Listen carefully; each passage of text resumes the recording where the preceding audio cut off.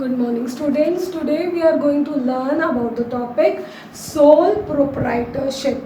The word sole proprietorship can be divided into two parts, that is sole and proprietorship.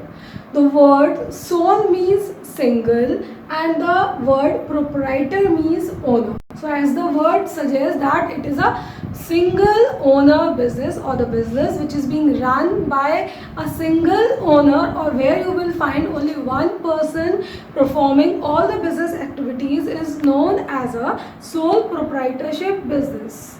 You must have seen various type of sole proprietorships which are going around your houses, like a general store, a stationery shop, a medical store, and a lot of examples are there of the sole proprietorship because it is the most common form of business which you can see around you.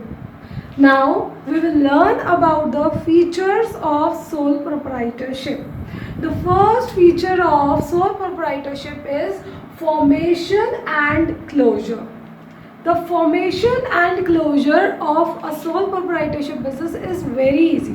Means you can easily start a sole proprietorship business and you can easily close a sole proprietorship business. You don't require a lot of legal formalities to be fulfilled while you are doing a sole proprietorship business. Like if I want to start a stationery shop or I want to start a general store, I don't have to take any license or I don't have to take any permission for starting that business.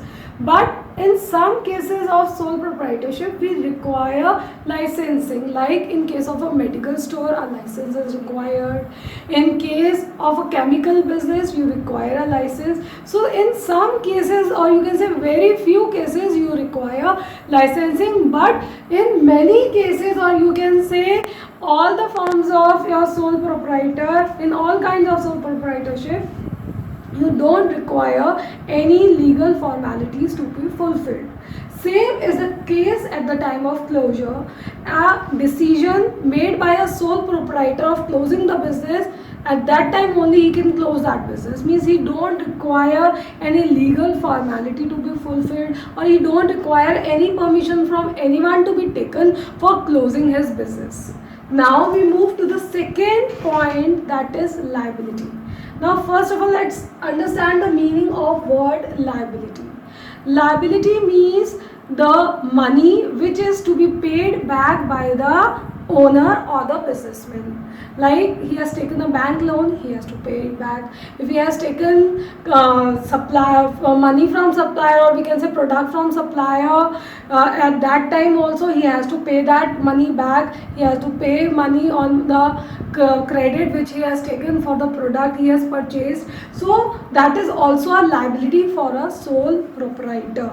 So in case of a sole proprietor, the liability is unlimited. Now what is unlimited liability? Unlimited liability means when there are losses in the business, at that time the personal property of the sole proprietor can be sold to pay back the debts of the business. Means if there are losses and the losses cannot be paid back by the business, at that time the personal property like the car or the house of the businessman can be sold to pay back the liability of the business.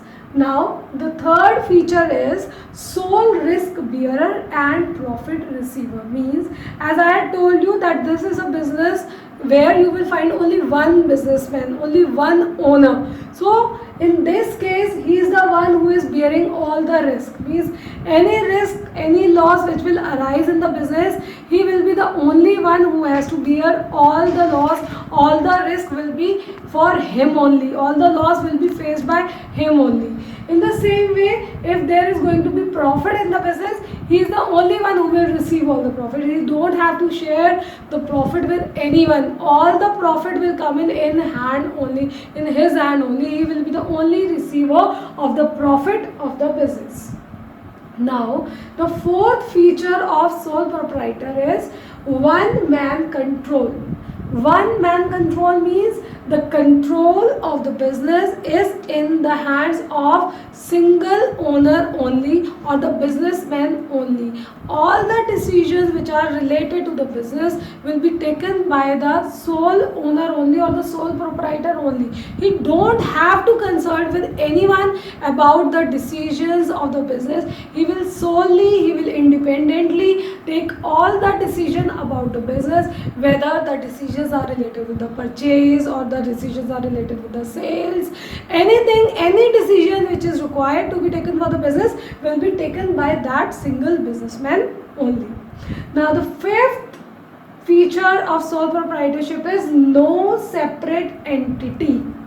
Now what do you mean by no separate entity? Is the entity or the identity of the business is totally dependent upon the identity of the businessman. Means in case of the sole proprietorship business, the business is totally dependent upon the businessman. There is no individual or no separate existence of the business. The existence of the business is totally dependent upon the businessman, right? All the decision, as I had told you, are taken by the businessman only. He is the one only who is taking all the decision. Everything he is doing for the business. That's why the business is totally dependent upon that businessman only. So on the death or in any case of the insolvency or the bankruptcy of the businessman, the business will comes to an end, because the business is totally dependent upon the identity of the business. The business is known by the businessman only. It doesn't have any of his own existence. The business doesn't exist on its own. Now the sixth feature is lack of business continuity. This point is in the continuation of the fifth feature, that is no separate entity. As I had told you that the existence of business will be dependent upon the businessman only. So this feature says that this form of business lack continuity, means the business will comes to an end on the death or insolvency of the sole proprietor. As there is going to be any case of insolvency or bankruptcy, or the partner or the businessman is not there, उसकी death हो जाती है, in that case the business will comes to an end. Now the question will arise in your mind that you have seen many business around you in which if the father is dead, the business is being performed or the business activities are performed by his son. In that case, the same rule is running, no separate entity. Now the business is being taken by his son, so the business will be having the identity of his son. The business will be known by the name of his son only. The father name will comes to an end. It is just a new business or a new business which has comes to an existence, because all the liabilities, all the decisions which are going to be taken are being taken by his son. Now he is the single owner. He is the owner of the business. So this is a separate business which is now existing. So on the death of the businessman, the business will comes to an end, and if the next person will take on that business, the business will be known by the person only who is doing the business activity. Okay, now we will continue the next part of the chapter in the next video.